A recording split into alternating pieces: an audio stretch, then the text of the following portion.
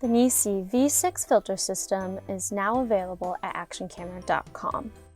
It uses aviation-grade aluminum to ensure a quality, lightweight product. Each filter is made of high-definition optical glass.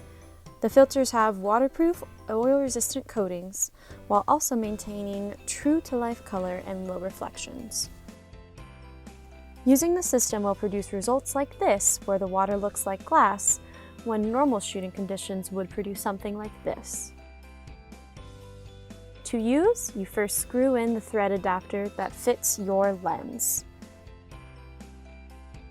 Then you screw in the mount that holds the circular polarizing filter, and here you can see the gears working to move that filter. Then you pull the filter holder locking mechanism, open it up, push it on one side and then latch it on the other, tighten the top screw to ensure that it is secure, and then you slide a filter on in. The filter system is designed to hold up to 3 filters at a time. Photographing moving water has never been easier.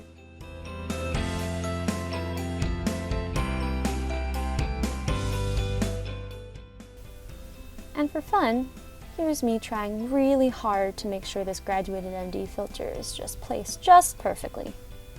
Yeah, that's about right.